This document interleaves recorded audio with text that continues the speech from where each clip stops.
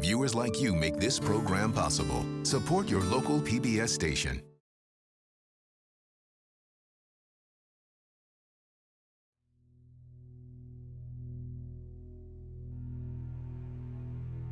Now, ladies and gentlemen, the President of the United States.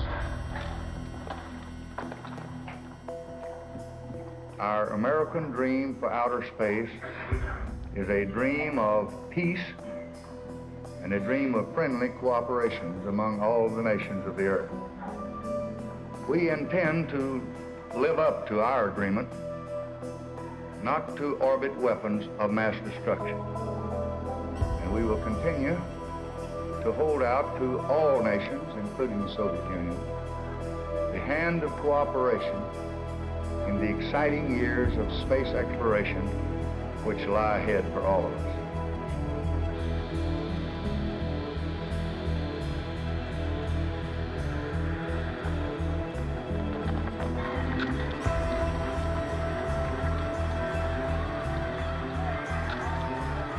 In the immediate aftermath of John Kennedy's assassination, there was a question put to the new President Johnson: what do you want to do about the Kennedy initiative to do joint missions to the moon with the Soviet Union? Johnson was skeptical, but NASA didn't want to cooperate. And so the decision was, well, let's not bother. NASA and the Apollo program had literally the highest national priority. Do we have any knowledge how we're doing in this race to the moon with the Soviet Union? Well, all we know is that the Russians have demonstrated repeatedly a great competence in their manned space operations. I think we should not believe that they are suddenly giving up in this race. I'm convinced that they will make an all-out effort to land on the moon ahead of us. If we stop racing, they will undoubtedly win.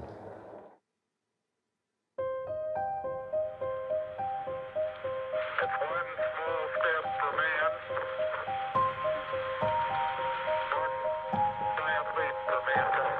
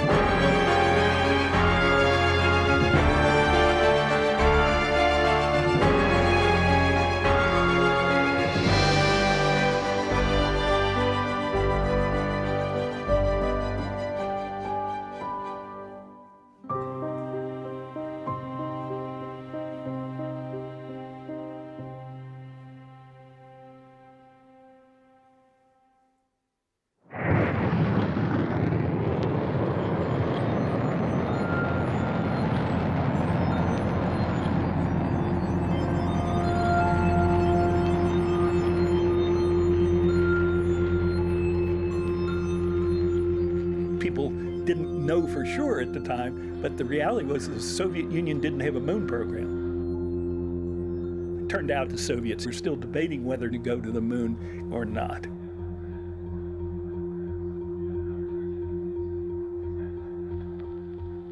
My father was pragmatic.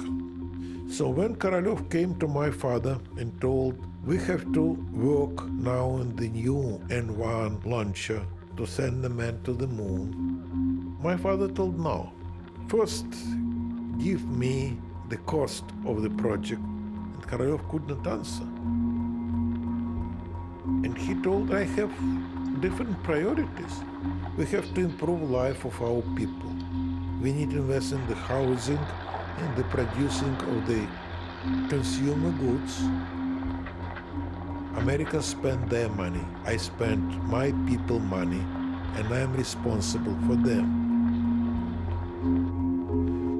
But at last he approved the preliminary design of this lunar program only in August 1964. But the real lunar race started only after my father was ousted of power.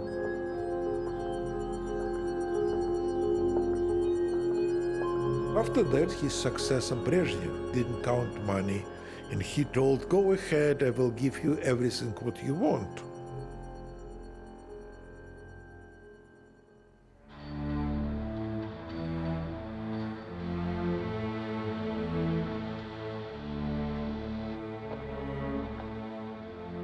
From the very beginning, the Russian manned spaceflight program compiled a very proud list of firsts.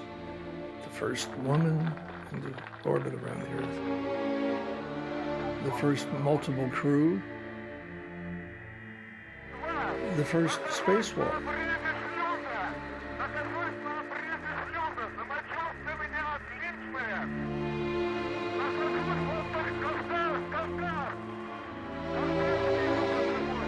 These were all very impressive achievements. May have been a little bit crude and rough around the edges, but they did it. However, the Russians hadn't, at that time, mastered the problem of rendezvous and docking, a critical part of the total lunar landing process. All the steps involved in Apollo, those were all things that had to happen pretty much perfectly, some 230,000 miles away on the moon. And you didn't want to try to do all those things for the first time so far away from home. Gemini was going to prove the Lunar Orbit rendezvous.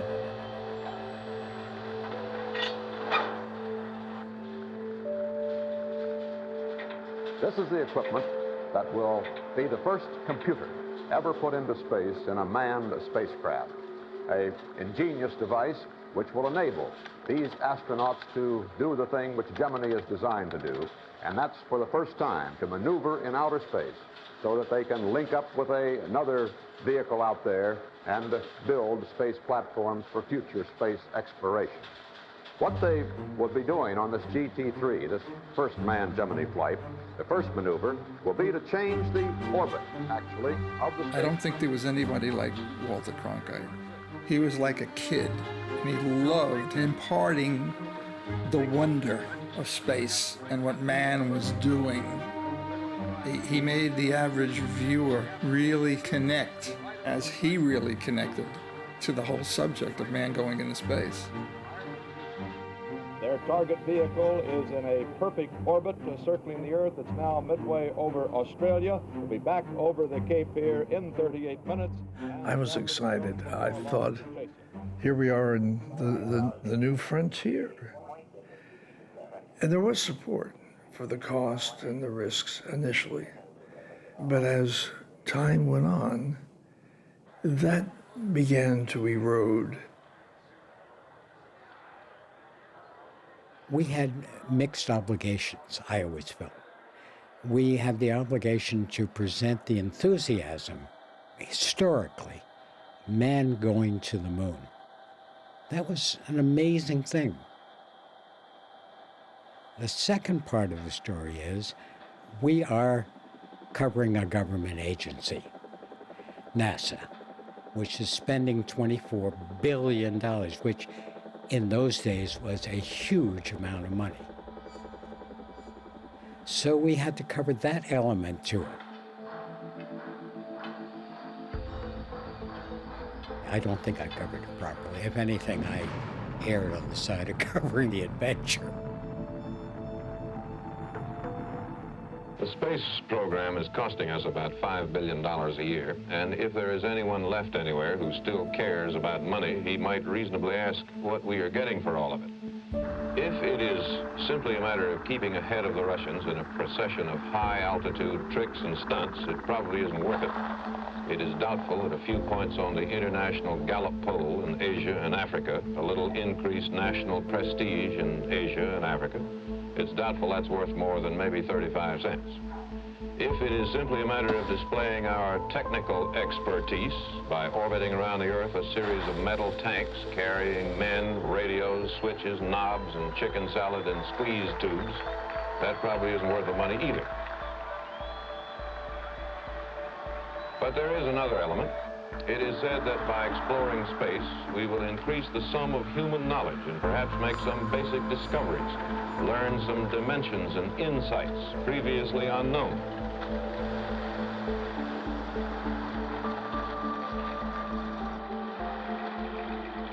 NASA was always trying to sell the program and would go out and talk to kids in schools, and we called it the week in the barrel. I think those of you that know me. In the old days in sailing ships, they'd stick one guy in the barrel and he'd have to put his rear end by the hole and everybody would take their turn. So we had our week in the barrel. Astronaut in the barrel. One astronaut per week would be selected, and that astronaut, for 1 week, they were ours. For speaking engagements, television appearances, whatever, we managed them. Astronauts hated it. The astronauts were used as a PR tool by NASA very effectively. And I have been on more parades and spoken to more chambers of commerce. This was more than just PR. This was ingratiating congressmen to get their support. Unless $141 million was restored in the supplemental and the $5,304,000,000 approved, we are near the position where we simply will have to say we're not going to do it in this decade. Mr. Webb used it very, very effectively. Webb understood he had to have the support of the Congress to get this thing done. Jim, you should have seen him with these Texas boots on. He understood how democracy works.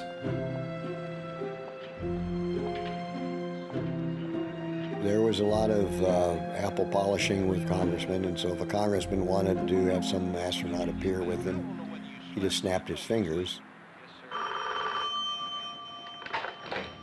Congressman Teague of Texas office. I became buddies with Chairman Teague of the House Space Committee. Tiger Teague was from a district where I had lived in Texas. I was one of his favorites. George, would additional money to any degree improve or change the Gemini program? If I may have the first slide, I thought you might be interested in the rendezvous operation. I think Gemini's in good shape, but I think the Apollo program's going to have more money. I understand that NASA is hesitant about asking the Bureau of the Budget for more money, but if NASA's going to tell us that we're not going to get to the moon by 70 because of money, I think that the committee should certainly be aware of it, and that NASA doesn't come back here later and say we didn't succeed because the committee didn't get the money for it. I remember being there one day, and as we were breaking up, this congressman stood up and said, "Dr. Van Braun, do you need any more money?" And I thought, I've never heard that comment made.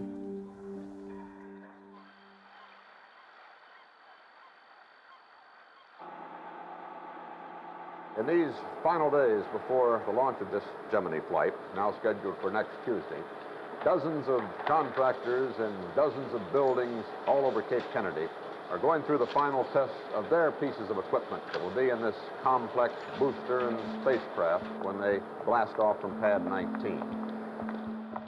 The start of the Gemini launches, there were 10 launches in 12 months. There was lots of stuff going on, lot of public interest, and all of it clearly leading up to the Apollo landing. 1:40 and counting at Cape Kennedy under cloudless skies. Astronauts in exhibit in white, preparing for 4 days in space in America's first walk in space. T-minus 90 seconds and counting. The launch vehicle has gone to internal power. The launch vehicle is now on its own battery power. Everything is go for this mission, or all the tracking stations around the world. 3, 2, 1, 0.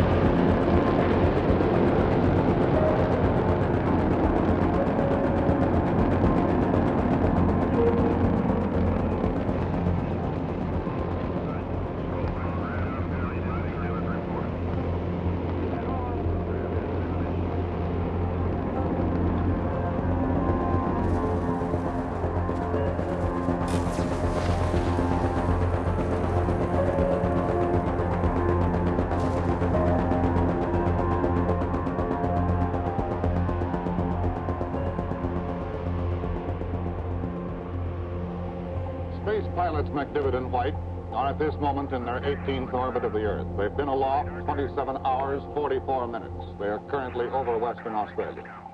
The two pilots have flown about 430,000 miles, nearly the distance of a round trip to the moon.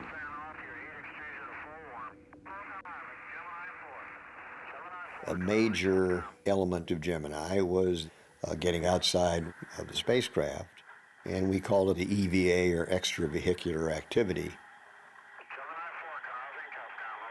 The first EVAs, of course, were on the Gemini 4, Ed White. Ed White was just to get out and see what it was like and then to come back in. Okay, I'm out. Okay, he's out. He's close free. This is the greatest experience. It's just tremendous. Right now, I'm standing on my head. I'm looking right down. It looks like we're coming up on the coast of California. Okay, I'm drifting down underneath the spacecraft. What I'd like to do is get all the way out, Jim, and get a picture of the whole spacecraft. I don't seem to be doing that. Yeah, I noticed that. You can't seem to get far enough away. No. He was cartwheeling, ass over tea kettle, up and around and about.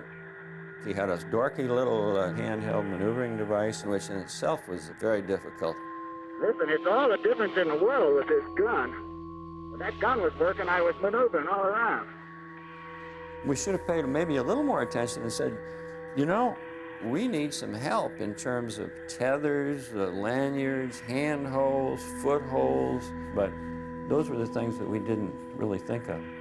The flight director says get back in. Okay. Ed White found it exhilarating. He had more fun floating in space. I feel like $1 million. And so when NASA controllers in Houston said, okay, if we've met all the objectives of this test, get back in the spacecraft. And Ed White said basically, no. Where are we over now? I don't know. We're coming over the west there, and they want you to come back in now. Back in? Back in. Roger. We've been trying to talk to you for a while here. He stood up to mission control. He became a hero to his fellow astronauts because so much of their life, by being in the program, was circumscribed. Mrs. White, to you, what was the highlight of your husband's 20-minute excursion in space today outside the space vehicle? Oh, just the whole thing, just knowing he was out there. I knew how thrilled he was to do it, and I'm glad he was able to do it. And the Whites were greeted by neighbors and reporters of their home. It's very nice here. I certainly appreciate it. Thanks, Marty. Come on in later on. I'll tell you some stories. Soon after returning home, the Whites went swimming in a neighbor's pool.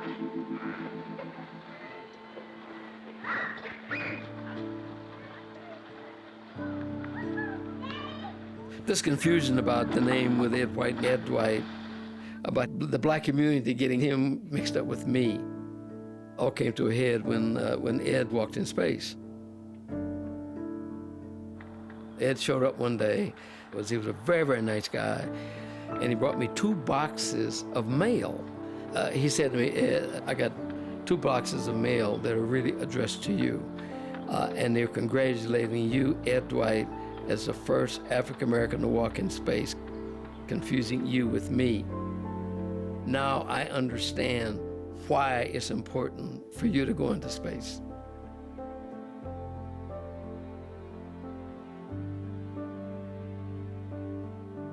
It was 20 years from the time I went into training to the time the first black astronaut was sent into space. Now, 20 years is a long time. America had to adjust to allow non-white people to go into space, women as well.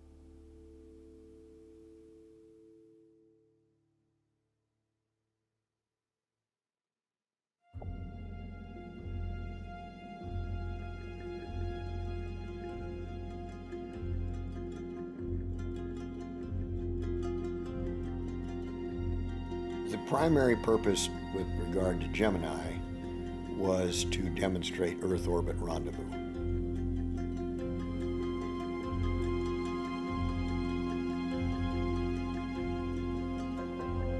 And of course, docking was important. And all of those things met with a lot of problems. Even though I had studied orbital mechanics in college, it still is perplexing to me. There's so many counterintuitive things. You slow down, which drops your orbit, which means you go around the Earth faster, and pretty soon the thing that was in front of you is now above and behind you, and then you can speed up and catch him.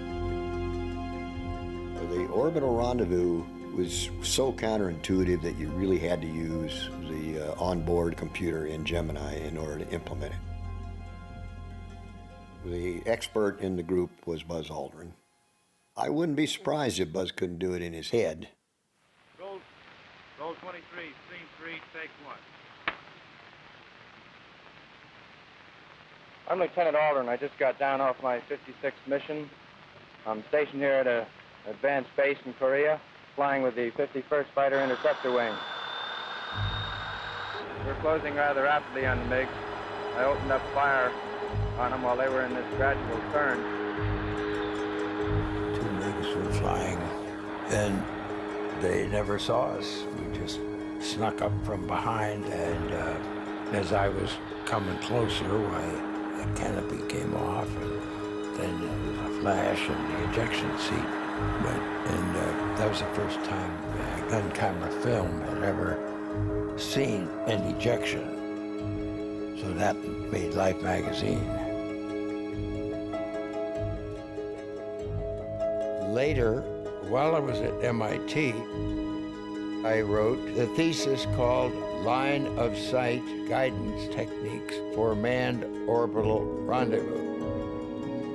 That came from fighter pilot experience translating fighter pilot intercepts to spacecraft rendezvous.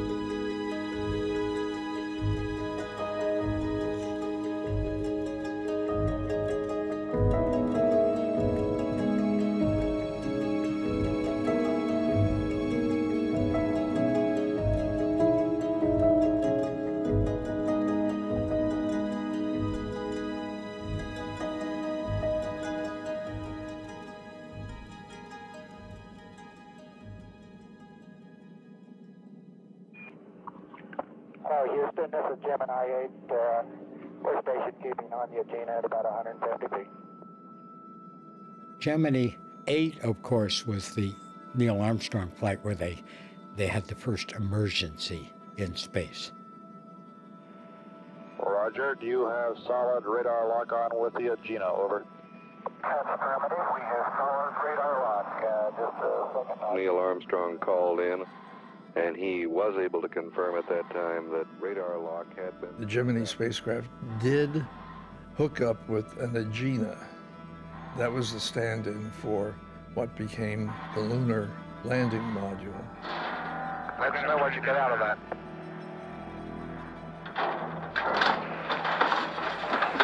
Flight, we are down. This emergency occurred when a thruster got stuck open and they were spinning wildly. They were in trouble.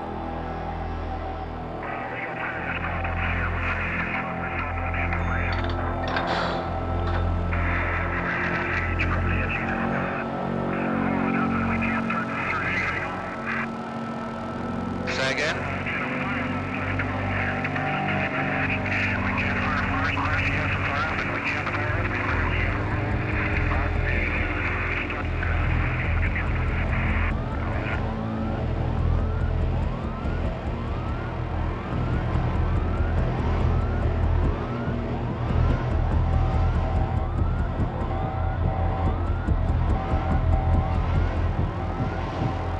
When the emergency occurred, I was in Houston, and you could hear everything. Can't seem to get any valid data here. It seems to be a pretty gross. They were into a really horrific spin, so much so that the astronauts You're beginning to feel disoriented. We've lost considerable gas pressure.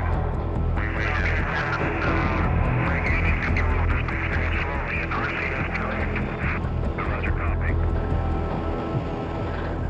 They were brought on board, and that was critical. They had to splash down early.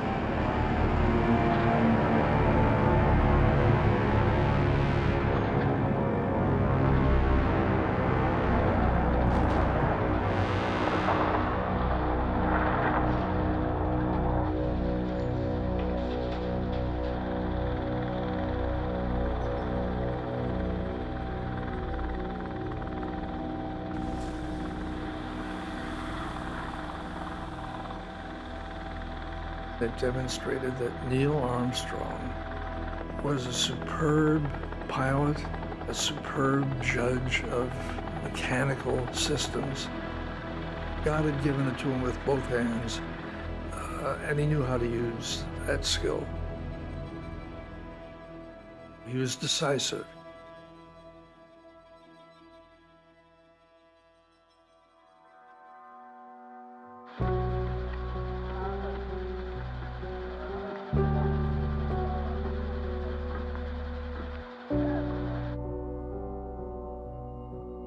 Lovell and I flew on the last mission of Gemini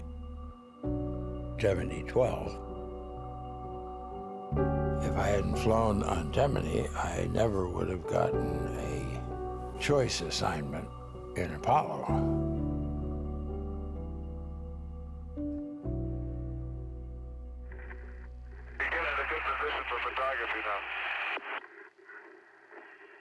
Well, the spacewalking in the Gemini program was not very successful as it proceeded along.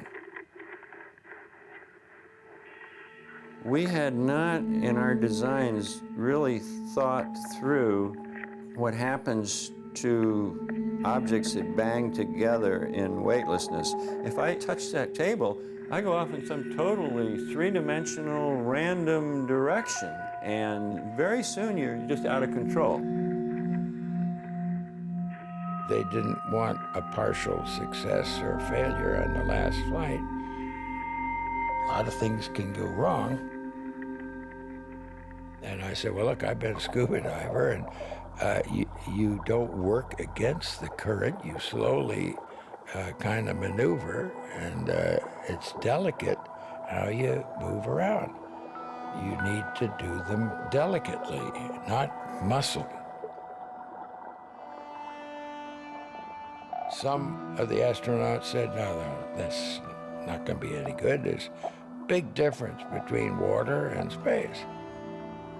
But everything I did do worked out so well that neutral buoyancy has ever since been the way you train. Gemini 12 with Aldrin and Lovell was exceptionally successful.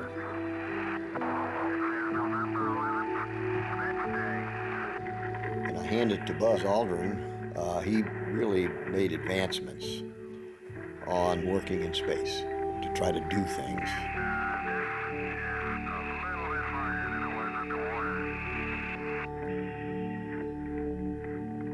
That was the good news. The bad news was they did such a good job that they canceled Gemini 13, which Neil and I were going to fly on. Well, Mr. Armstrong, your son is one of the two civilians chosen. How long has he been flying, sir? Since before he was 16 years of age. Before 16? This would mean that he had his wings before he had his driver's license, right? That's right. Now, how would you feel, Ms. Armstrong, if it turned out, of course nobody knows, but if it turns out that your son is the first man to land on the moon, how would you feel? Well, I guess I just say God bless him, and I wish him the best of all good luck.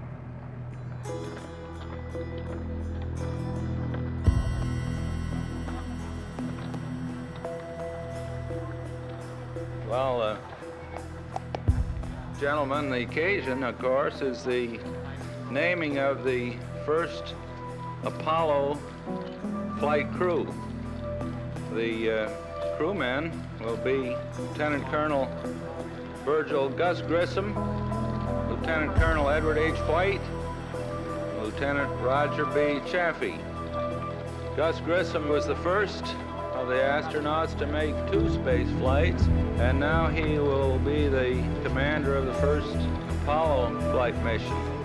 Of course, you know Ed White, he's become a pretty famous man in the last year, and I believe this will be Roger Chaffee's first space flight, and of course, we wish all these men extremely well.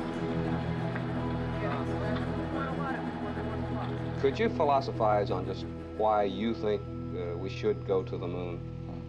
I think there's so many questions, so many reasons why we should. And if we don't try to expand ourselves and expand our horizons, which I think the space program is the biggest example of expanding your horizons that man has ever undertaken, we're not going to progress as a nation. From all standpoints, it's a good program. And why we want to go to the moon specifically, well, it's the closest thing that we haven't explored to our Earth, and it's the first step into understanding the whole universe. 39X3, take 1. Background action. Doris. Now, this is called the clean room. It's completely sterilized so that no dust or dirt will contaminate the critical parts. Workers entering the clean room must first stand on this crate, which shakes all the dirt loose from the shoes and the clothing like this.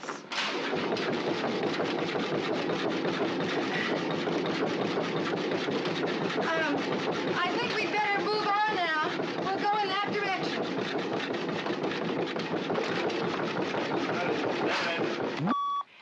Well, we had a little trouble with that one, didn't we? As you've just seen, when we make a motion picture, we can shoot a scene over and over until we get it right. Now, Saturn and Apollo must be successful the very first time, because the astronauts' lives depend upon it. And from the caliber of people I have met in the aerospace business, and from the quality of the work I saw being done there, I'm certain that it will be successful, and on the very first take. So please, all of you, be extra careful. Be extra, extra careful, won't you? We spent a lot of time out in North American Rockwell. Spent a lot of time at the factory with the people out in Downey, California, who assembled the actual spacecraft. There was a we know better, kind of an arrogant attitude on the part of some of the managers, and it was a laid back, well, we'll get it done one way or the other sometime, somehow, attitude on the part of some of the workers. I think there was not the dedication to the extremely strong work ethic, things like building a good spacecraft instead of worrying about whether you're going to get your camper up into the high Sierras for the weekend. You flew on Mercury, you flew on Gemini, now you're flying on Apollo. Does the law of averages, so far as the possibility of a catastrophic failure, bother you at all, sir? No, you sort of have to put that out of your mind. There's always a possibility that you can have a catastrophic failure, of course. It's going to happen on any flight. It can happen on the last one as well as the first one. So you just plan as best you can to take care of all of these eventualities. And you get a well-trained crew and you go fly. The spacecraft you're going to ride on is, to a certain extent, untried. You're taking a shakedown cruise. You approach it with any apprehension as compared to the Gemini, which had been flown before? No, I don't think so. I think you have to understand the feeling that a pilot has and that a test pilot has. That I look forward a great deal to the first flight. There's a great deal of pride involved in making a first flight. So I'm looking forward to the flight with a great deal of anticipation. Is there anything scary about a first space flight, even though you've flown many hours in conventional aircraft, jet aircraft? Oh, I don't like to say anything scary about it. There's a lot of unknowns, of course, and a lot of problems that could develop or might develop, and they'll have to be solved. And that's what we're there for. This is our business, to find out if this thing will work for us. But I don't think anybody is, you know, I don't like to use the word scary. I definitely think you're apprehensive and you're considering what's involved there. You're thinking about it. But you know how to handle it and take care of it and do the job.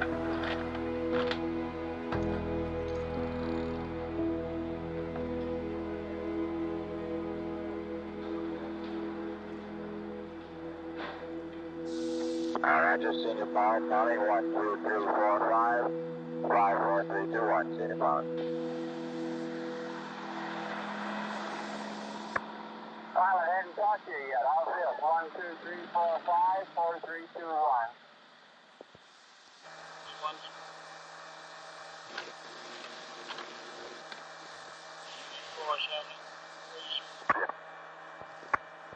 Hey, how are we going to get the moon if we can't talk between 3 buildings? I can't hear a thing you're saying.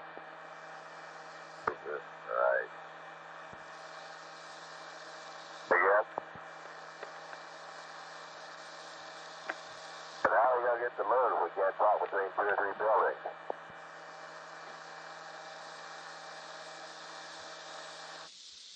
Hey! I was down far in the cockpit.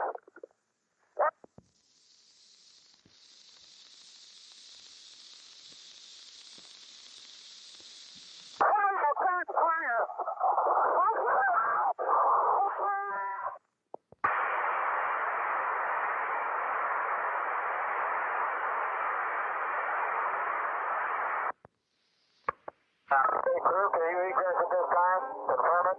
Bad leader, get in there and help him. Bad leader, CFCC. All right, crew, did we get verification? Can you egress at this time?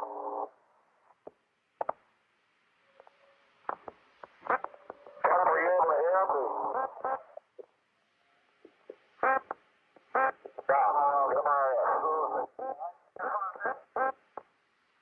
Yes, can you read us? Bad leader? Can you get him out of this?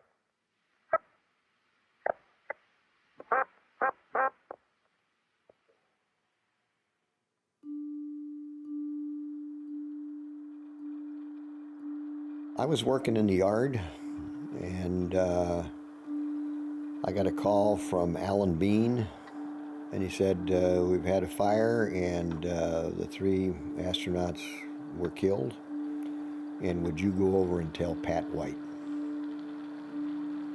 So I quickly jumped out of my lawn mowing clothes and drove over there. It took me maybe 10 minutes. It was very difficult because Bill had to tell Pat White, and Janet was next door, Janet Armstrong, so she went over there. We didn't know how to divide ourselves right away because of the 3 wives having to be told about it. So it was just a time when we were in shock. I arrived, and I walked up to her, and I think she sensed something. And I told her, and she broke down. America's first 3 Apollo astronauts were trapped and killed by a flash fire that swept their moonship early tonight during a launch pad test at Cape Kennedy in Florida. They died at T-minus 10 minutes into a simulated launch countdown, helplessly trapped inside their spacecraft. And this is a hard phrase to say, but I think it's a necessary one. It would be an instantaneous death, would it not? I think that's a fair assumption. Apparently, they died absolutely instantly.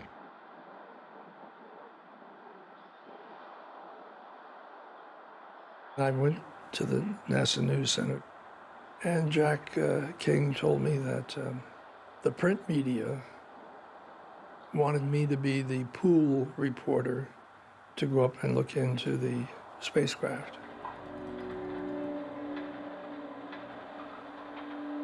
And when I rode the elevator up to the top of the gantry to where the burned out spacecraft was, there were only 2 or 3 people up there, and there was a photographer.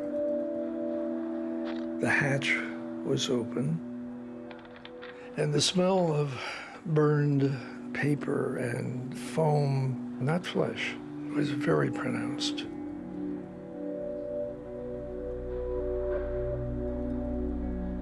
And there were some anomalous things. For example, one side of the spacecraft just was a pile of ashes.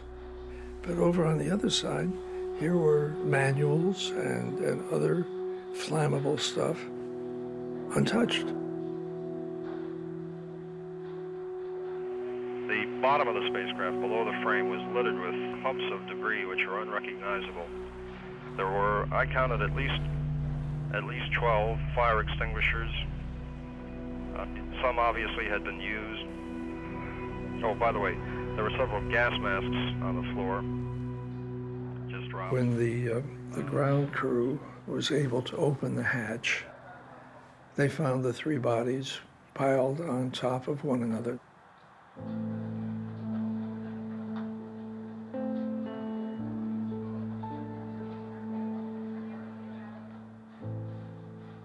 The hatch opened inward, so it had to be pulled from inside, pushed from the outside. And as the combustion process inside the spacecraft proceeded, it produced an enormous amount of gas. But the pressure was so high that the 3 of them, 3 very young, vigorous, well-trained, well-conditioned men, could not pull that damn hatch back into the capsule and escape. Walter, I'm sure that this hits you particularly hard because these men were friends of yours. You knew Gus Grissom from the beginning down at Cape Kennedy. Yes, indeed, Mike. That's, of course, true, and it does hit me hard.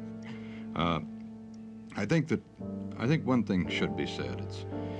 This is a time for great sadness, national sadness, and certainly the personal sadness of the people in the space program.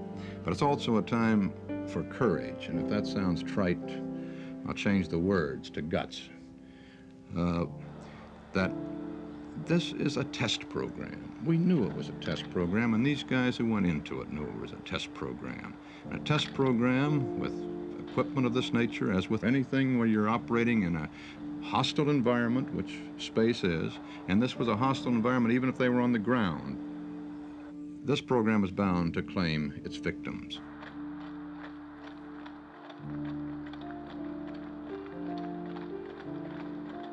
Initially, NASA tried to hide the gruesome facts of their death.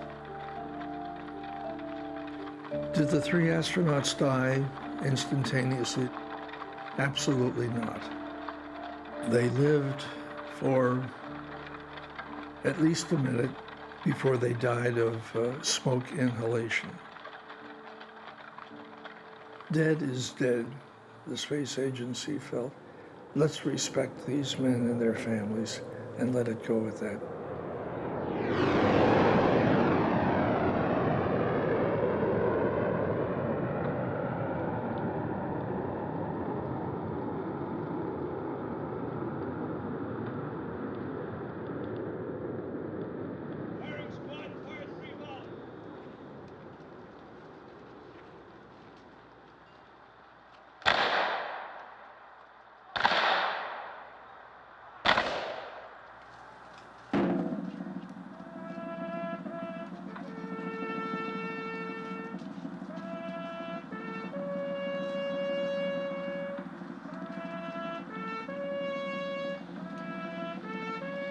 There was one funeral at West Point for Ed White,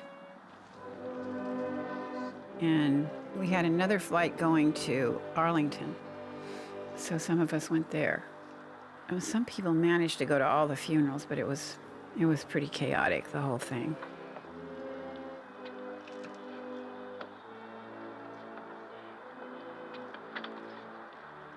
Well, that was the beginning of a very, very traumatic year for me and my family. I had a hard time. You know, I felt very hard for Ed White, and I felt very hard for Gus and Roger. We were close. Our closest friends were Pat and Ed White, and his death devastated Pat. It was just a tough time. It was really tough for her, and then eventually she committed suicide.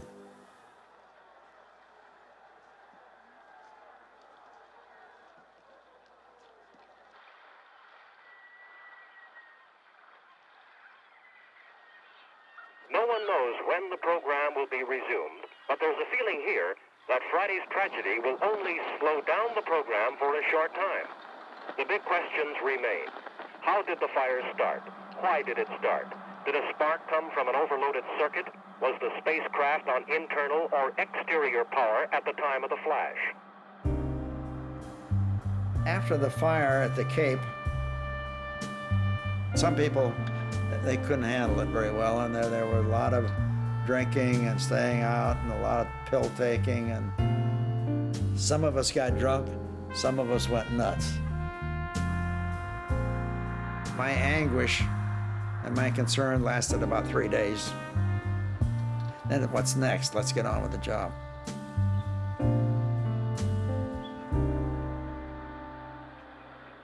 The service tower on Pad 34 will be rolled back today, and the painstaking work of removing the Apollo spacecraft from its Saturn booster will get underway.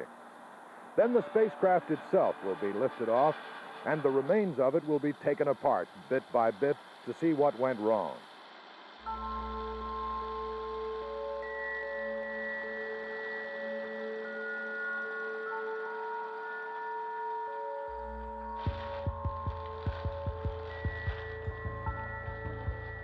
That was the most thorough examination up to that time of any accident. I'd climb in and say, okay, this switch is in the on position, and then we just went through. A wrench was found, discarded wrench was found in the spacecraft, and it was just clear that things had not been going as well as they should have. The absolute determination of what started the fire was never discovered. We believe we knew what happened. We believe that it was a frayed wire down around the environmental control system, but it was impossible to say with certainty, well, this failed or that failed. There were so many things wrong with the initial Apollo 1 spacecraft that I don't think it would have survived a trip to the moon. Pressurizing the spacecraft with 100% oxygen, anything will burn. An asbestos fire blanket will burn. So why NASA, in all their otherwise brilliance, allowed this test to happen, it amazes me. But they did, and a spark ignited that thing.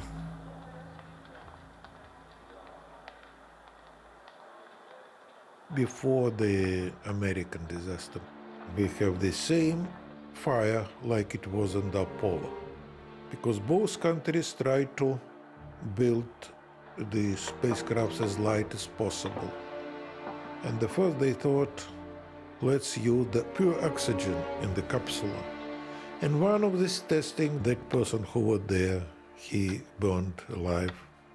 He died, but Soviets kept it secret. They don't want to publicize their disasters.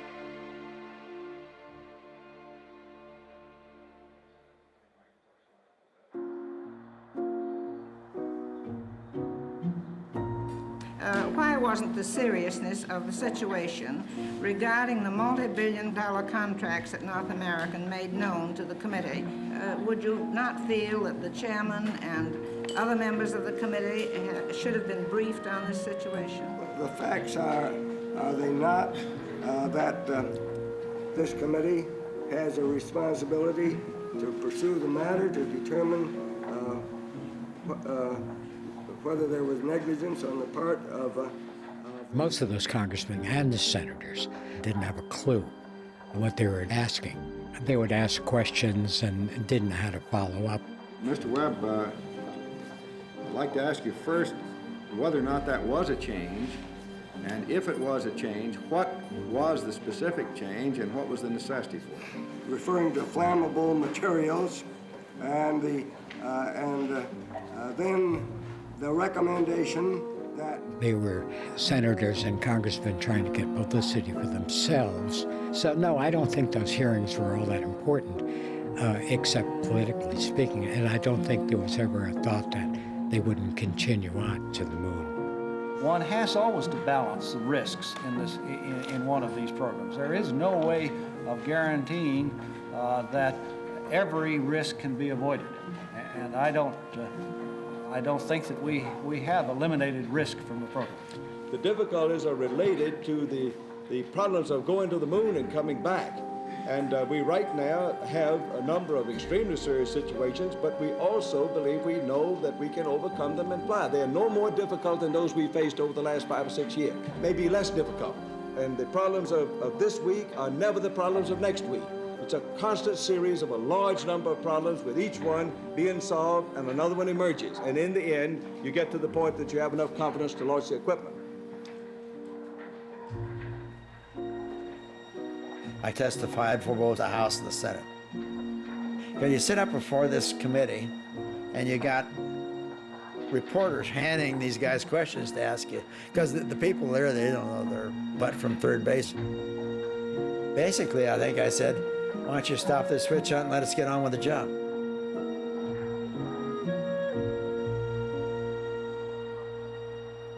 Frank Borman, he led the review, and many changes resulted in a lot better spacecraft.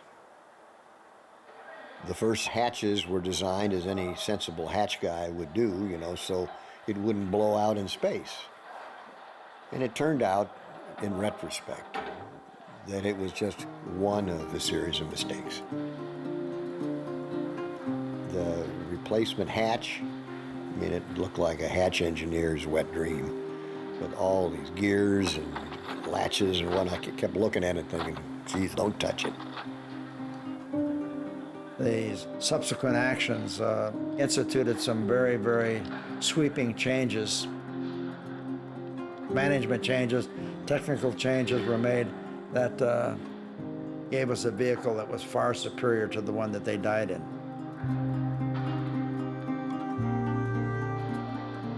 The lunar module, it was also lagging behind. It had never flown.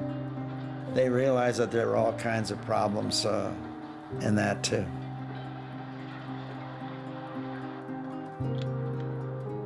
It looks like the world's fanciest cocoon.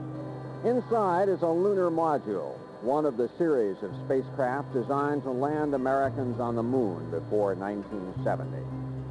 But the elaborate cocoon hides a troubled butterfly, an Apollo program substantially over budget and so drastically behind schedule that the goal of a manned lunar landing in the 1960s may already be lost. The fire shook the confidence, the public confidence in NASA. I think NASA had a really almost golden image, and then all of a sudden that was shattered.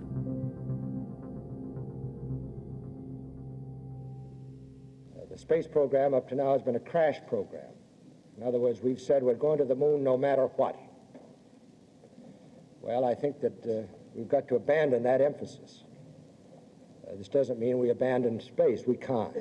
We're not likely to. A man has reached this threshold, he's not going to back off. And so we're going to continue our effort to probe ever deeper in space, but it's got to be in accordance with a different order of priorities. There are some things here on Earth that we should now do, no matter what. everybody at NASA who worked on the Apollo program will tell you is that in 1961, when they got the mission to go to the moon, they sort of put their heads down to work on this problem. So the desperation of the civil rights crusade, the desire to have more inclusiveness, women's rights and so on, all of the issues that were transformed during that era, they sort of got left behind. And these guys sort of missed the 60s.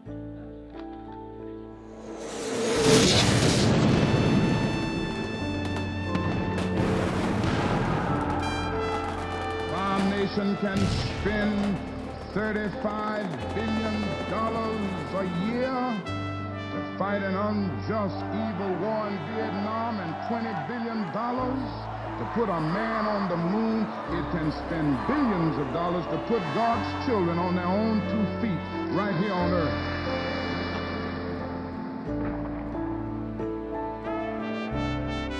You know, 1968 wasn't a very good year from the standpoint of Americans with the assassinations and the war in Vietnam. I was aware of what was going on.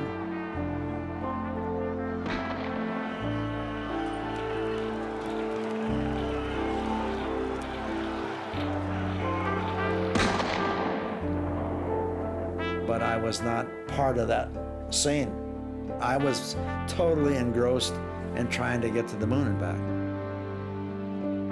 So it was almost as if I was living on another planet then.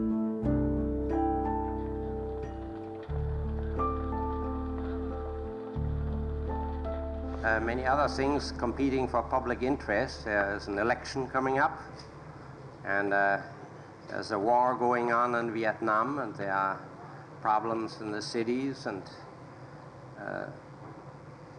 quite a few people seem to believe that we are taking money away from the public purse. We prefer to see our space program in a somewhat different light. We believe that we are actually producing values, and we are producing values at a faster rate than we are taking money out of the treasury.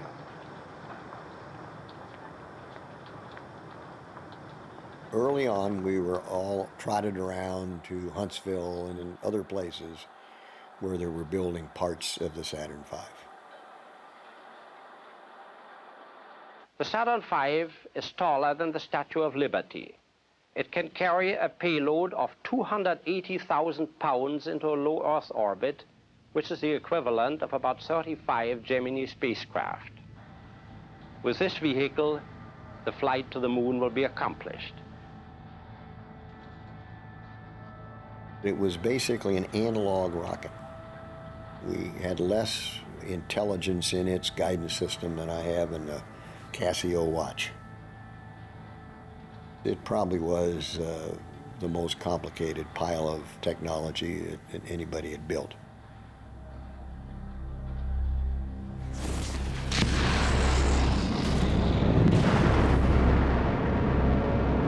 Von Braun believed in testing. I cannot emphasize that term enough.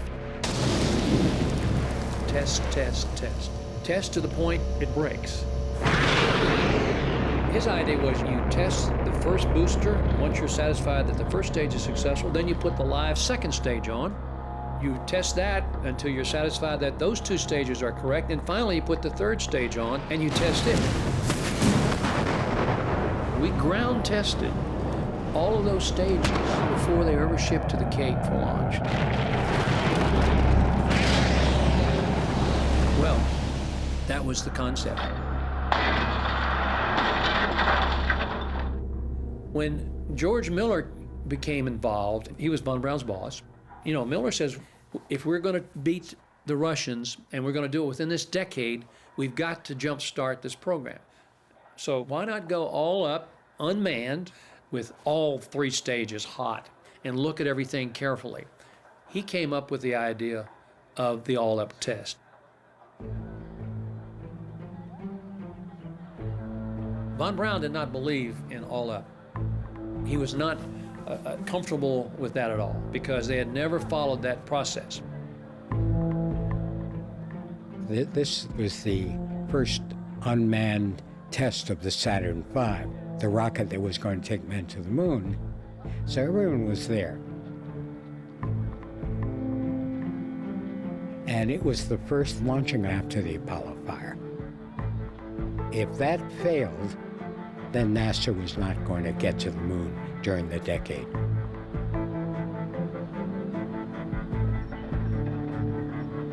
Just this enormous structure.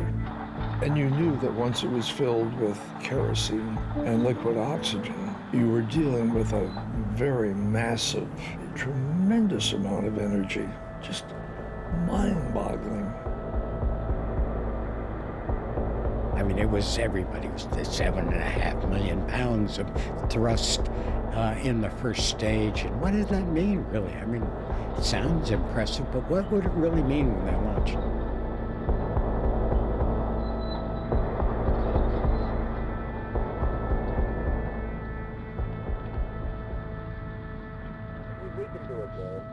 By that time, the networks had all built trailers at the Cape, and they had large windows that looked out on the launch site 3.5 miles away. Set the generators for power transfer. And nobody quite knew what the Saturn V was going to do. Roger. Time pulse on. Roger. Flight control, auxiliary hydraulic pumps, 1 through 4 on. 1, 2, 3, 4. On the first Saturn V launch, you know, when I say ignition sequence start, you got those 5 giant engines and they ignite. And it takes the remainder of the countdown for them to build up that 7.5 million pounds of thrust. 5, 4, we have ignition. All engines are running.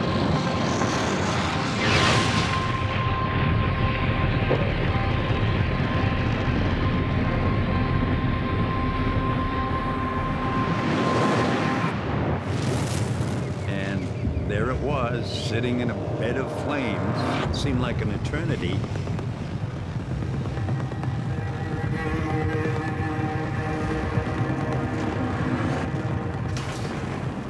And there were still 5 giant swing arms attached to that rocket. And then all of a sudden it would slowly lift off. We have liftoff. We have liftoff at 7 a.m.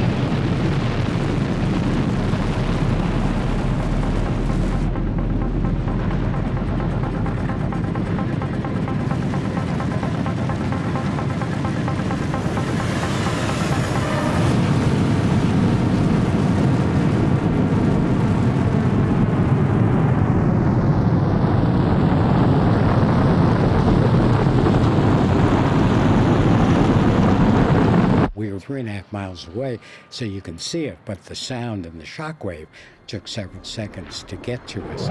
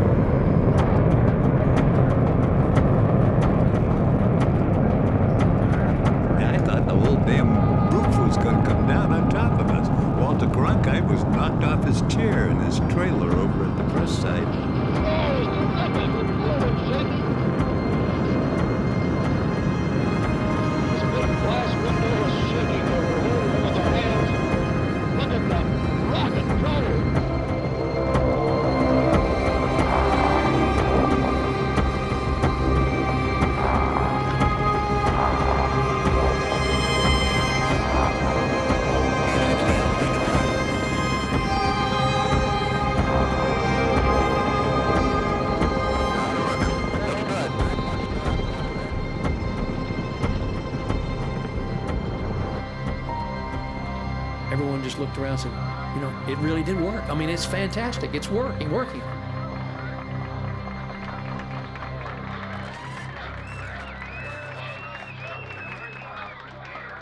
Dr. von Braun, whenever there's a space accomplishment, the question inevitably arises, are we ahead or are we behind?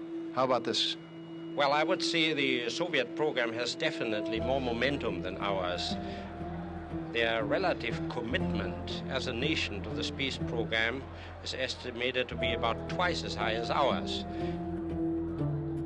a lot of talk again about what the Russians may be doing or about to do. Could you please give us your assessment of the talk about their big booster, about Zond 5, and when they may try circumlunar flights or lunar landings?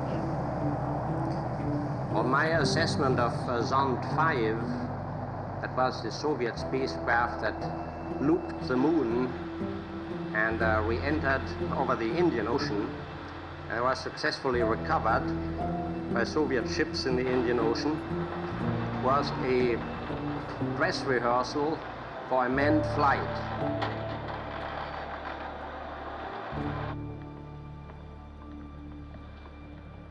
I was out at Downey, California, doing a test on the Apollo 8 spacecraft. I got a call from Deke Slayton and said, "Get back here right away, Ryan, I need to talk to you." So I got in an airplane, went back, and I walked in the door. I remember Deke said, "Close the door." And he said that the CIA had information that the Russians were going to try to go to the moon, and that he wanted to know if we could move our mission from a February or March launch to a December launch and go to the moon. If we could retrain ourselves. This was in August, and I said, yes, we could. We had been told that the Soviets were going to try to launch the first manned flight up and around the moon. It was proven that they indeed tried it unmanned. They had selected crew to fly a manned flight. Many of the earlier flights were unsuccessful for various reasons.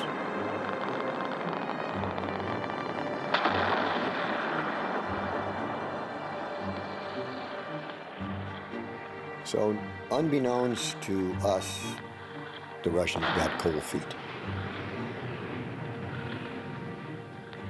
But NASA, under the threat of having the Soviets scoop them yet again, decided to shuffle the Apollo flights, take Apollo 8, whose lunar module was behind schedule anyway, give us the first Saturn V, and on that we would just go around the moon without a lunar module.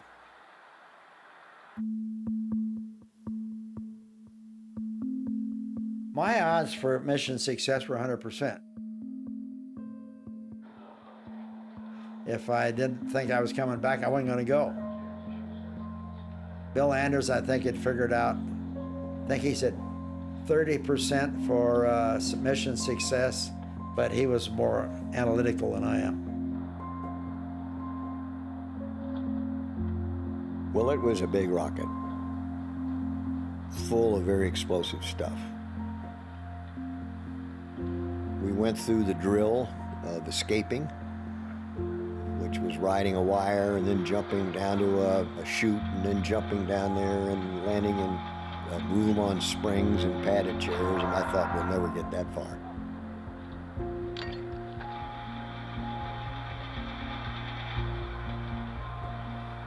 And so the chance of beating the Russians with this mere threat of the Saturn V blowing up was not a big factor, at least in my concern.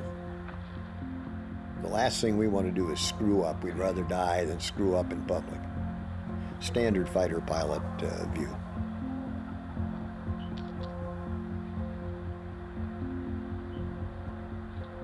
They accelerated the schedule on Apollo 8 so much.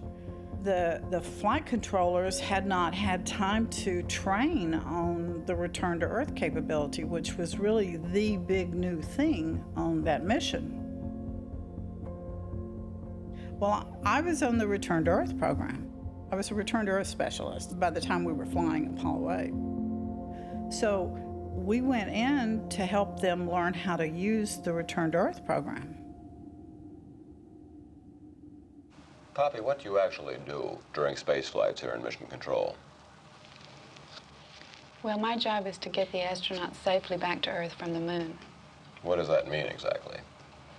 Well, it means determining what their position is, their present position, feeding the information into a computer program, and getting back their maneuver angles and how much thrust they have to get back to the Earth. So you're computing their trajectory for the return to Earth? That's right. It was a complete peculiarity to have a woman in an operational role in mission control. I was the first one. For quite a while, I was the only woman in a technical role in Houston. There were some computer programmers, a few of those, but in terms of working on the engineering side, I was the only one. So I did interviews with all kinds of people. But how did a girl of only 25 get into this job at such an early age? Well, I studied mathematics in college, and I came to work here right out of school. I've been working on this particular project ever since I came to work here. Aren't the men jealous of you? No, I don't think so. It was a very sexist society at that time, which informed my becoming a feminist. I started off working as a computress. I don't know why they call them computresses. We weren't necessarily doing computer work. It was sort of like Mad Men. And that was a fairly accurate depiction of the world for women. But I was really fascinated. I wanted to know what I was doing and why I was doing it. And I had a maths degree, and I'd taken a celestial mechanics course. So I just worked my butt off. The guys that I was working around could tell that I was working really hard. I was working as hard as they were, or even harder, to be honest. I mean, it was a boys' club, no doubt about it. I was sort of the trophy. I was blonde, I was young, I was thin. I wore, the ladies' fashion clothes. How much attention do men in mission control pay to a pretty girl wearing miniskirts? Well, I think the first time a girl in a miniskirt comes into the MOCA, they pay you quite a lot of attention. But after a while, they become a little bit more accustomed to you and pay more attention to the consoles. It's been charged that when you walk into the mission operations control room, the mission grinds to a screeching halt. That's not true. Well, of course I was being used. My feeling was, you can play this both ways. The mere fact that a lot of women found out for the first time that there was a woman in mission control was a very big deal.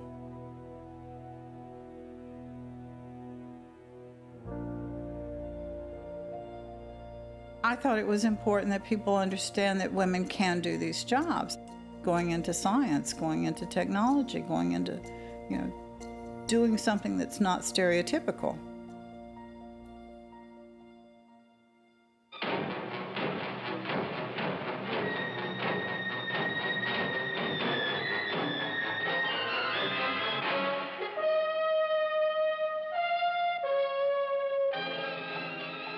Coverage of the Apollo 8 mission, a presentation of ABC News, is brought to you by Tang, the instant breakfast drink. Apollo 8 is the next necessary step in realizing the goal outlined by President Kennedy in 1961. No astronaut will set foot on the surface. NASA wanted me to allow a film crew to come into the house while we were up on our way to the moon. They are in their command module. I mentioned this to Susan, and she was opposed to it. She didn't want it, but I said, Susan, look, this is going to be important for the space program. And there on pad 39, we can see liquid oxygen fumes coming from the first stage. When there was a flight, all the wives would usually go to the home of the wife whose husband was up there and bring food and take care of children and do whatever was necessary, run errands. And so there was a support there that was interconnected. And the children felt that too. Oh, whose dad's going up next? 22 minutes and 38 seconds before liftoff, all still going well. Colonel Frank Borman, the 40-year-old command pilot of Apollo 8, is a veteran astronaut for these past 6 years. How risky is this flight compared to Gemini 7, your 14-day flight? It's more risky than Gemini 7, there's no question about that. We have The fire shattered my wife's confidence in NASA and in the Apollo program. She had always thought that somehow that it always happens to the other guy. Well, when it happened to Ed White, that resonated with Susan, and she began to fantasize that I might be in the same situation. and the subsequent interaction with Pat Wyatt had left Susan shaken and drinking too much. Well, all seems to be going very well at Cape Kennedy. We are 12 minutes and 48 seconds away from launch time. Man is about to leave his planet for the first time. Odds are against a major systems failure, but if one occurred, the men could be lost. We were fixing errors very close to flight time, which you're not supposed to be doing. You're supposed to have, sealed the system, and we were still fixing errors. My feeling was they were flying with baling wire and rubber bands. Everybody here at Cape Kennedy knows how much is riding on this one. And here's how the mission will be flown. This is the Earth. The launch takes place from the Cape here, goes into orbit, Earth orbit, makes 2 loops around the Earth as the spacecraft systems are being checked out by the pilots. When they decide they're going to commit to lunar flight, they will fire off their 3rd stage engine, the 200,000 pounds of it here, and that will take them out into what's called the translunar trajectory. They will drop that 3rd stage and then be on their own for the 2.5-day flight to the moon. T-minus 50 seconds and counting. We have the power transfer. We're now on the flight batteries within the launch vehicle. 45 seconds. Final reports coming from Frank Borman at this time. Final look at the switch list aboard the spacecraft. 35 seconds and counting. We'll lead up to an ignition sequence start at 8.9 seconds. This will lead up, as we build up the thrust, to a liftoff. If all goes well, at 0. We've just passed the 25-second mark in the count. 20 seconds, all aspects, we are still go at this time. T-minus 15, 14, 13, 12, 11, 10, 9. We have ignition sequence start. The engines are armed. 4, 3, 2, 1, 0. We have commit. We have liftoff. Liftoff at 7:51 a.m. Eastern Standard Time. We have cleared the tower.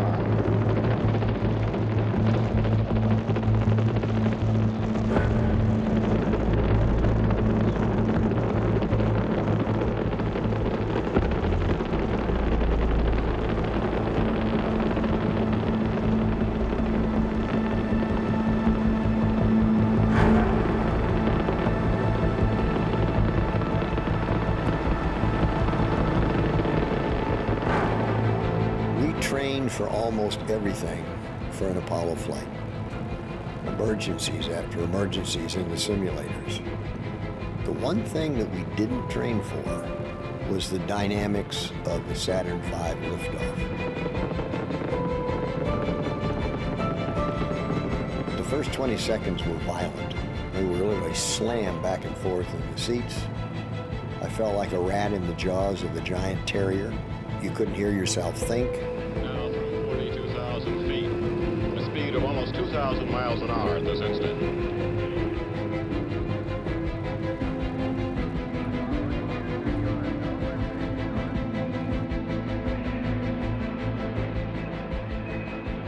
There's that majestic plume of flame behind the Saturn V as she thunders into the sky, gathering speed.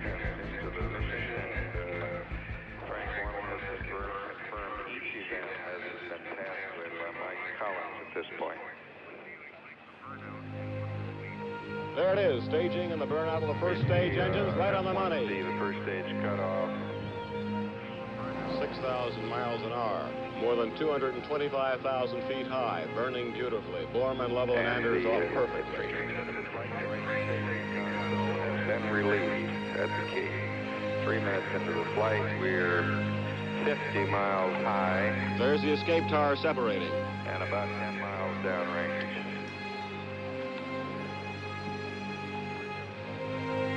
We have SECO, says Frank Borman. SECO, and I would call it 11 minutes, 30 seconds. And they are in orbit. And we'll be in Frank Borman's voice in the background saying we have SECO.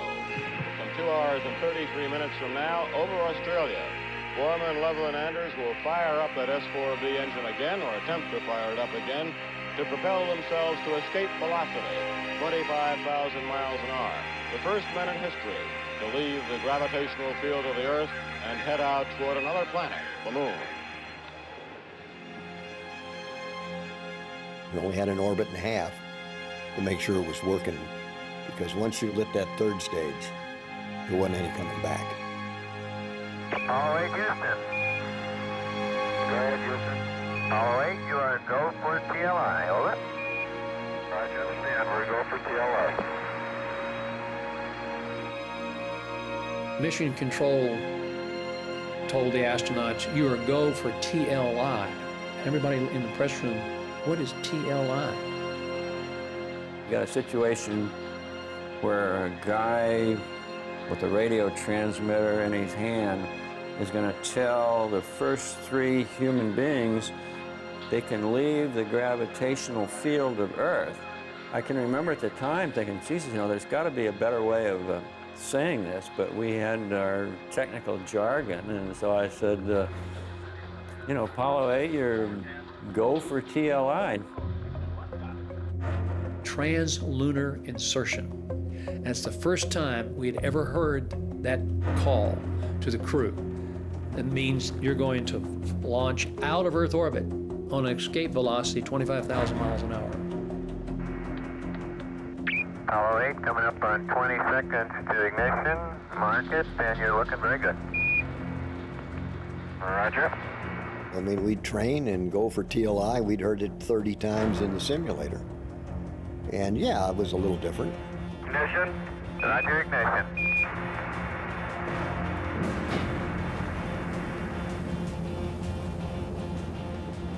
Particularly when that rocket cut in, unlike the simulator, you could feel this push for quite a few minutes.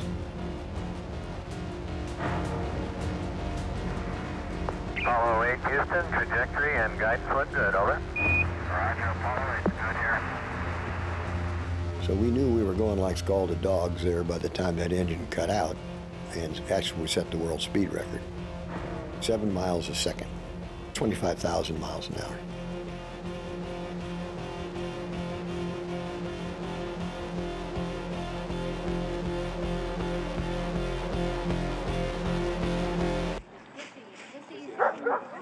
Mrs. Foreman, what did your husband have to say when you last saw him? You mean when we said goodbye? Yes, ma'am. Now, that's very personal, you know that. But he, all through the week on our phone contact. It was daunting to go outside because the reporters never left. I didn't go out there myself because it was too overwhelming. Really, I'd love nothing better than to make a beautiful, profound statement for you that would be earth-shaking for everyone, but I'm just speechless. This hasn't sunk in yet. Which stage was most, did you feel the most intense about? Well, I think both the launch and then the burn into, what do they call it? The TLI, thank you very much. I think both of those would pretty much go hand in hand emotionally. This is a typical meal served to astronauts aboard Apollo space flights. Oatmeal, sausage, toast, applesauce, and in a special zero-gravity pouch, Tang, the energy breakfast drink. Tang, with rich... Before flight, they wanted us to basically try the personal items, like the food. They want to make sure we weren't allergic. One of the things was the fecal containment device. Sounds pretty highfalutin, fecal containment device. The fecal containment device looked like a plastic top hat with a sticky rim, stick it to your bottom, and it had a built-in glove. So I tested this thing and resolved that I would see if I could avoid using it. I went the whole flight without taking a crap.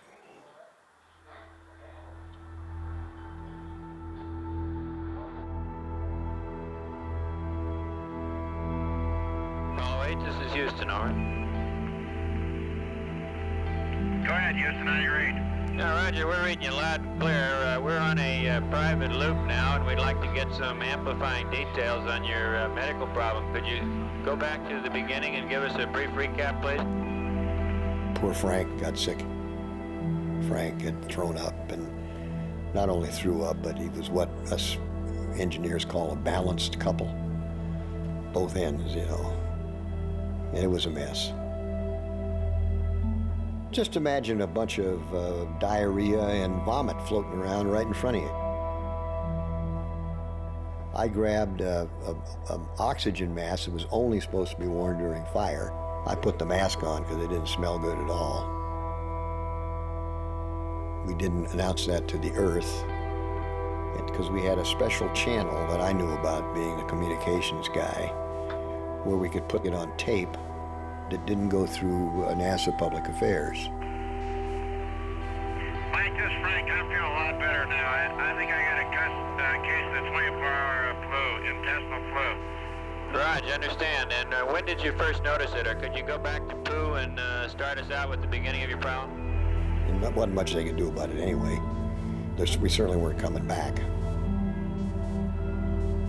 But we finally got the place cleaned up, but it's amazing how you can learn to live in a filthy environment. After a while, you kind of get used to it.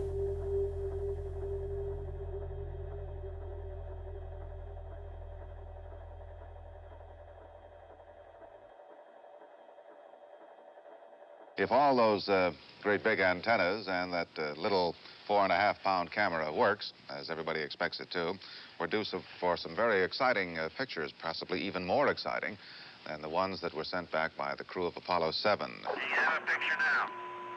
That's a negative.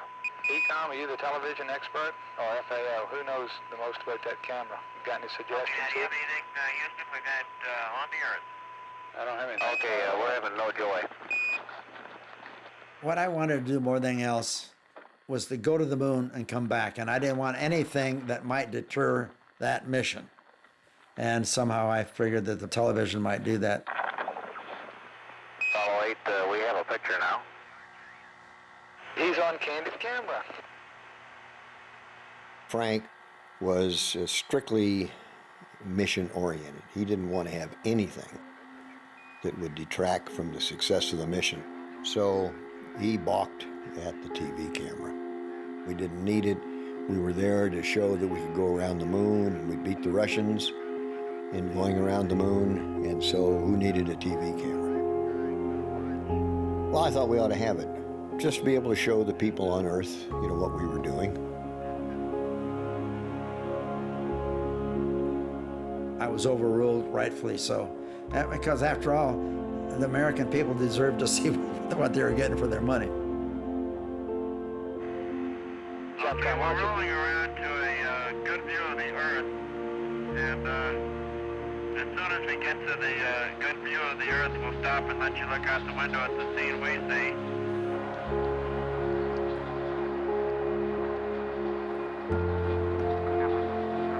I assume that shortly we'll get some explanation on the picture we're seeing. Doesn't make a great deal of sense to me here at the moment. We're theorizing here that that bright spot in the top left center of your picture is the Earth. That's the best centering we've had, Apollo 8. You can just hold that. That's perfect. Well, I hope that everyone enjoyed the picture that we're taking of themselves. How far away from Earth now, Jim, about? We have you about 180,000. All right, you're all looking at yourselves as seen from 180,000 miles.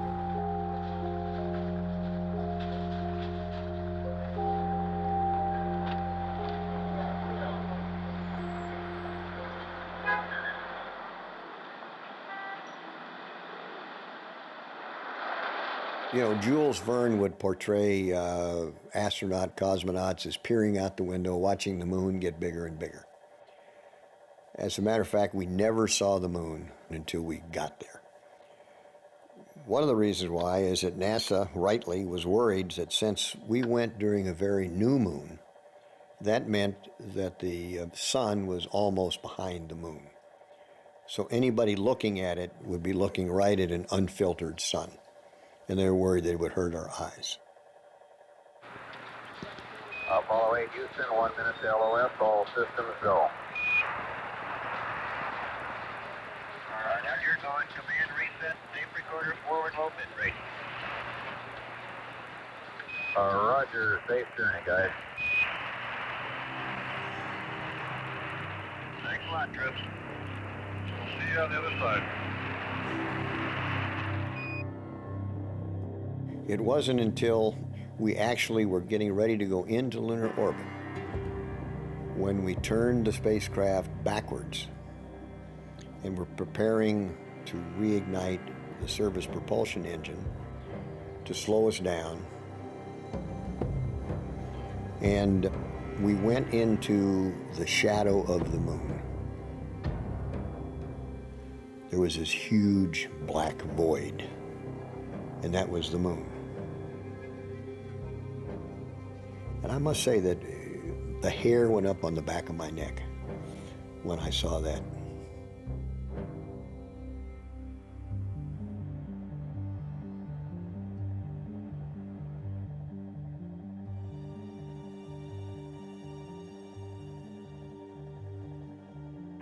Apollo 8 Houston, over.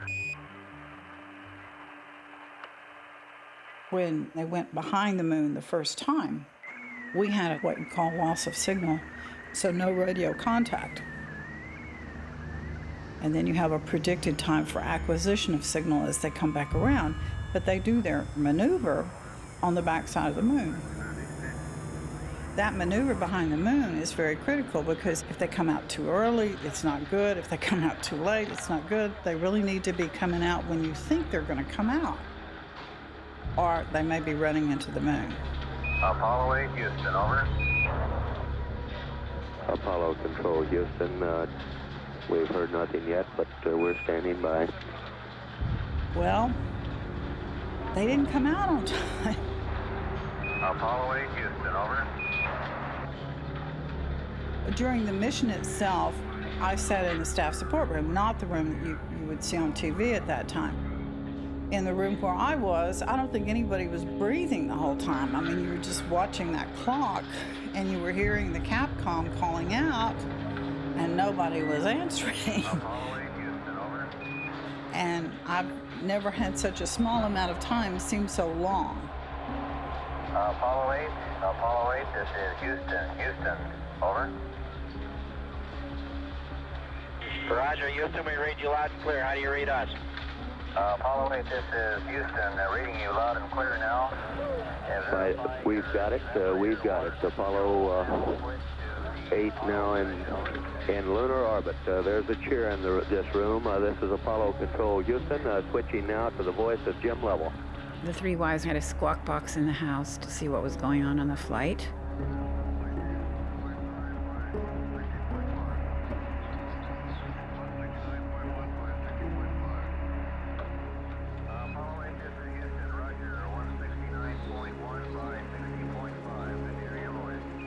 When they came out from behind the moon, Marilyn and Susan and I got together at Susan Borman's house, and we all just rejoiced. It was one of those things where there were so many untried, unknown parts of that flight that each step you'd think, well, can this be successful again? Roger. We don't know whether you can see it from the TV screen, but the moon is nothing but a milky white, completely void. We're changing the cameras to the other window now. They've got two windows from which they can get good, clear pictures from the spacecraft. So that we can show you the moon that we've been flying over at 60 miles altitude for the last 16 hours. Bill Anders, Jim Lovell, and myself have spent the day before Christmas up here doing experiments, taking pictures, and firing our spacecraft engines to maneuver around. What we'll do now is follow the trail that we've been following all day and take you on through to a lunar sunset. Backside of the moon, for reasons that still are in debate, is much rougher, no mare, a lot of craters, looked like a battlefield, all torn up. I know my own impression is that it's a vast, lonely, forbidding type existence or expanse of nothing. It looks rather like clouds and clouds of pumice stone. And it certainly would not appear to be a very inviting place to live or work. Jim, what have you thought? We were busy, looking at the surface and curious, but I must say it got boring fast. I mean, you look at a crater and they all look alike. There is a fresh, bright impact crater. And Lovell had the same reaction through the navigation telescope. It all looked the same. The closer you looked, the more holes there were. I hope that all of you back on Earth can see what we mean when we say it's a rather foreboding horizon, a rather dark and unappetizing. It's our landing site we're going over now? Yeah, this is our landing site right down here. We're now going over approaching the landing site. Approaching one of our future landing sites, selected in this smooth region called the Sea of Tranquility. Smooth in order to make it easy for the initial landing attempt in order to preclude having to dodge mountains.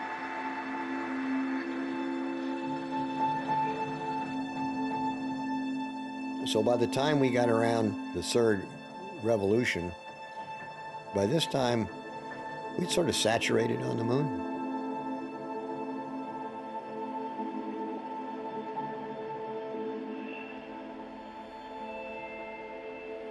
Oh my God, look at that picture over there. There's the Earth coming up. Wow, is that pretty. Hey, don't take that, it's not scheduled. You got a color film, Jim? Hand me a roll of color, quick. Oh man, that's great. Where is it? Quick. And so here was something that was different, absolutely not briefed on. Nobody had told us on the ground that the Earth was going to come up. We had no photographic instructions, no light meter. Down here, just grab me a color. A color exterior. Here. Anything, quick. Here. Honey. Take several of them. Here, give it to me. Wait a minute, let's get the right setting here. Okay, calm down, Lovell. Oh, I got it right. Oh, that's a beautiful shot. You sure we got it now? Yeah, it'll come up again, I think. And suddenly, here was this beautiful shot, only color in the universe.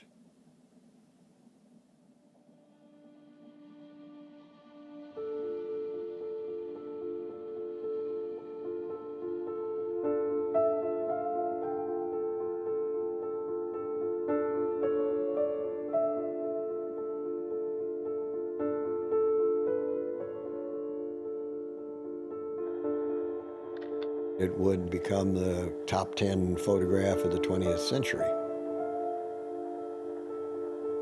But of course, I'm the guy that took it. What else would I say?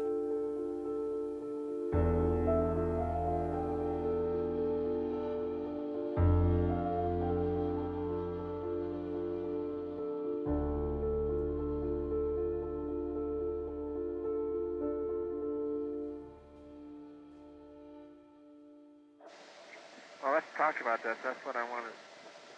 Why don't we do this? Why don't you hold it out the window like you did, and I'll say a couple words, and then we'll say something about how this kind of reminds you of how it might have started. Hey, wait, we got to do it upright so there'll be more people listening to this than ever listen to any other single person in history.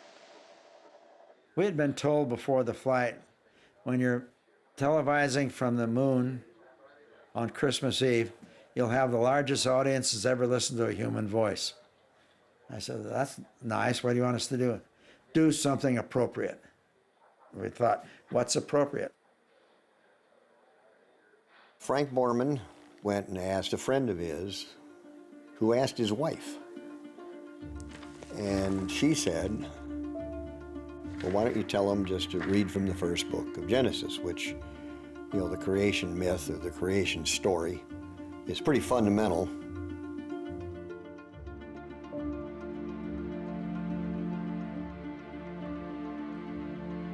plan, and we looked at it and we thought, all of us, this is perfect.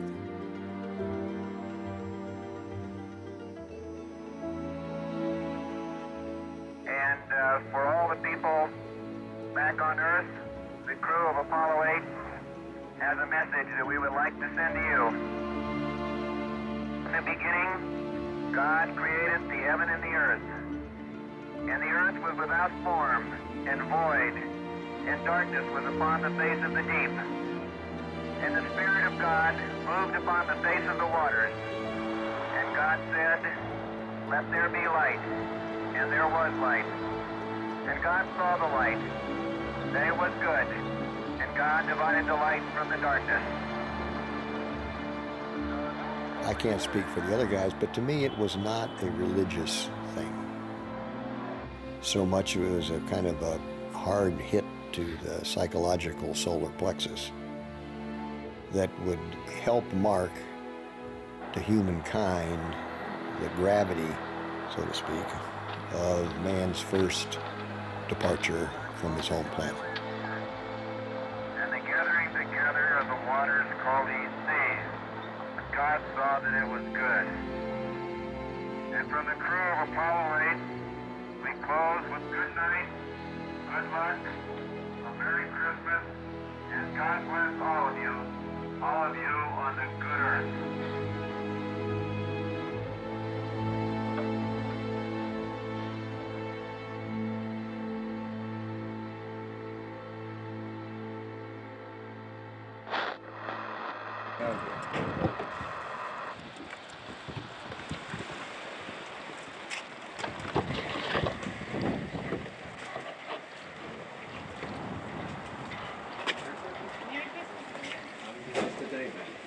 The day's been hectic. We tried to sleep in because we've been up so late, and Christmas got a little bit late this morning. So I think we're late to church. Thank you.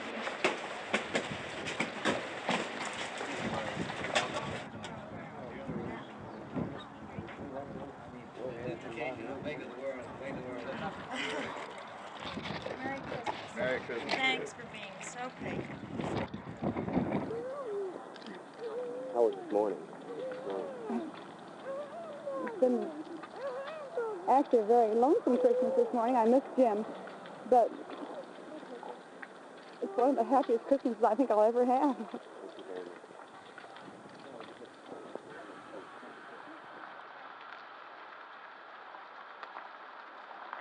All religions are based on the fact that the earth is the focus of the universe, and God sits up there with his supercomputer and keeps track of all the rights and wrongs.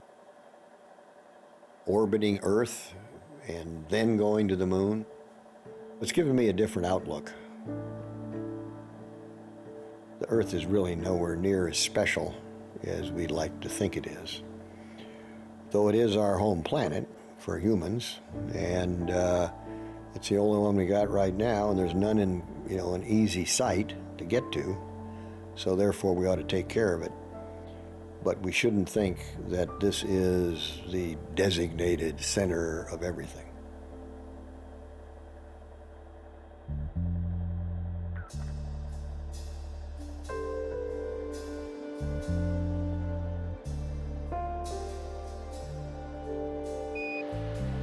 So, did you guys ever think that one Christmas Eve you'd be orbiting the moon? Just hope they're not doing it on New Year's. Hey, don't talk like that, Bill. Think positive. We show loss of signal with the spacecraft. We are now about 28 minutes prior to our trans-Earth injection maneuver. You're going to fire your engine basically one time, and that's got to take you all the way home. A small miss at the beginning, when you fire the engine, can represent a heck of a large miss at the end, like missing the whole planet. Houston, Apollo 8, over. Hello, Apollo 8. Loud and clear. Roger. Please be informed there is a Santa Claus. Apollo 8, could you confirm your burn time, please? Roger, we had 3 minutes and 23 seconds. Thank you. We were much faster on the way home. And we came in at night.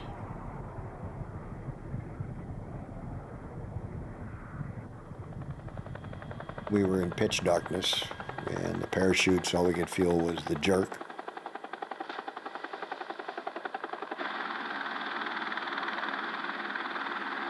When the sun finally came up, I remember getting out of the carrier and walking across the deck, thinking if I don't get to a toilet, I'm going to be embarrassed right in front of everybody. That's my unrecorded world record. 750,000 miles without taking a crap.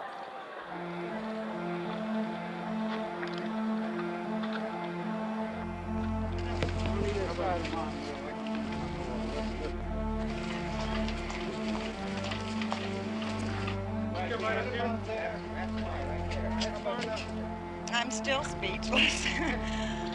Just tremendous relief. It's just truly the happiest day. I just can't explain. I couldn't believe it was going so perfectly, and I couldn't believe that they actually sighted that thing from the ship in the dark. And I am so proud for our country that we could accomplish, our husbands could accomplish this mission.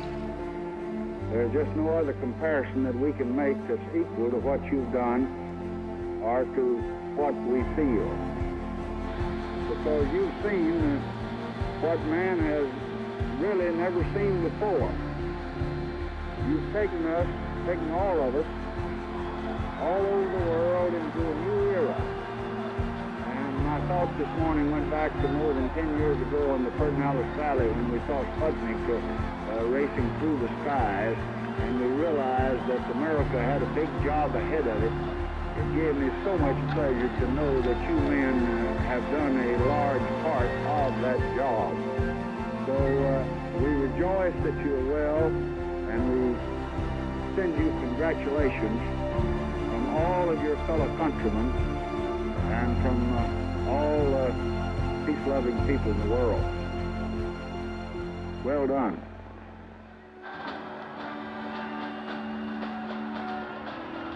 Today, a great new chapter has been added to the story of creation and of growth. Man literally has wrenched himself away from the earth that bound him down through the millennia. A year of trouble and turbulence, anger and assassination is now coming to an end in incandescent triumph. I don't know that I was prepared for that. My mother kept saying, do you only have one dress? But you know, we didn't have any money, so I only did have one dress. So we went to New York, and New York was the ticker tape parade. And then we went to Houston, and all of the children were with us in the Houston parade. It was an interesting time. Afterwards, I got letters from all around the world. I got tons of letters from African countries, all over the world, addressed to Poppy, Space Program USA. I got marriage proposals. I got letters from little girls all around the world, too. You know, I got tons of recognition that women could do a job that they never had thought before. So, was it sexist? Yes, but you got to start somewhere.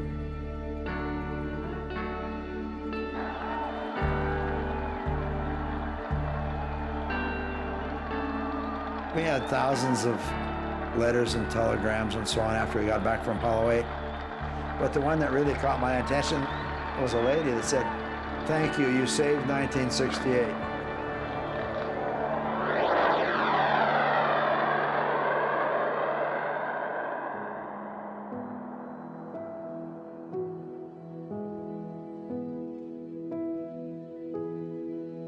Well, now that you're back on Earth and you've had a sample of these receptions and parades, I guess you're aware of the fact that your lives will never be free again of the moon's influence. Were you prepared to deal with this before the flight, and how do you feel about it now? I feel that right now that we're merely symbols of a program of which I think all Americans should be proud. But shortly we're going to have more flights, and shortly we're going to have people who actually land and walk and explore on the lunar surface. And I think these new symbols will far overshadow perhaps of what we've done. Colonel Borman, that old master of rocketry, Werner von Braun, has said that a circumlunar, a flight around the moon, gives you 80% of the credit with only 20% of the risk. Does that mean that 80% of the risk of landing on the moon is still ahead of you all? I haven't tried to assess it in percentage points, but I would say definitely that the extremely risky part of the flight will be the actual touchdown on the lunar surface.